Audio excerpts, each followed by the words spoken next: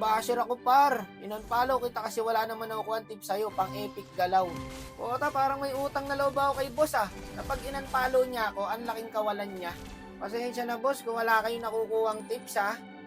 Sino ba nagsabi kasi sa'yo na nagtuturo ako? Tsaka yung mga basher, ba't kasi nood pa kayo nanood? Alam nyo naman na wala pala kayong matututunan. Pinapanood nyo pa. Para kayong mga gago eh.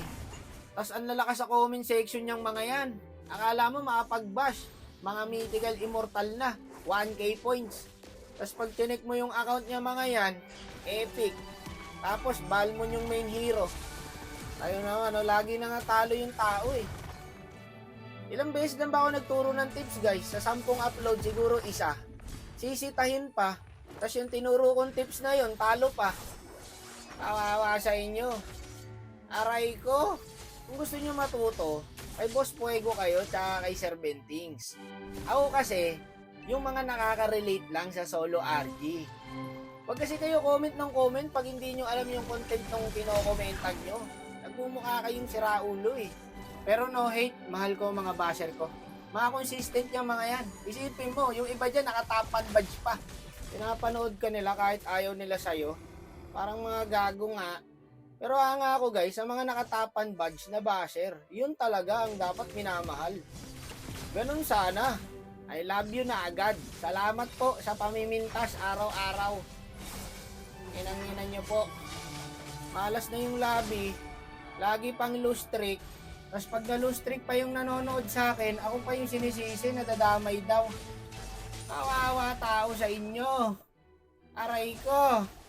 Nasa 800k followers na ako. Hindi ko man lang maramdaman yung pagmamahal nyo. Kawawa sa inyo. Ako pa sinisisi nyo. Pasensya na po boss ha. Kung sino man po yung nag-comment na yun, yan, follow mo na lang ako boss. Okay lang. Ang tips po kasi kay Sir Fuego po and kay Sir Bentings. Okay? Saka i-try mo rin manood kay Pabida. Marami kang matututunan doon boss. Yun ang panoorin mo. I-search mo ngayon, Pabida. Tapos panoorin mo, matututo ka. Matututo ka mang walang yanang kakampi. Matututo ka talagang gawing tank lahat ng marksman. Namimiss ko na si Pabida, pero ayoko kalaro yun. Nasisira yung buhay ko. Yun talaga, matindi talagang player yun. Walang tatalo din sa tao na yun.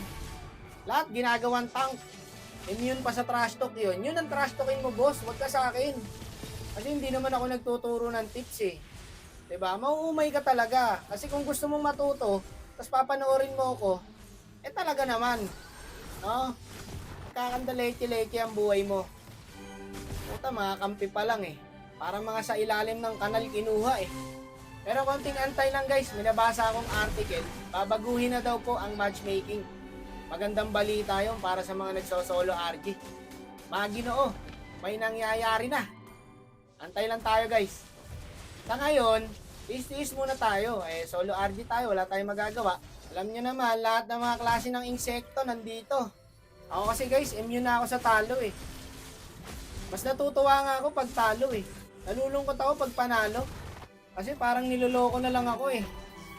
Isang panalo kapalit 10 talo. Matutuwa ka ba nun? Aray ko po.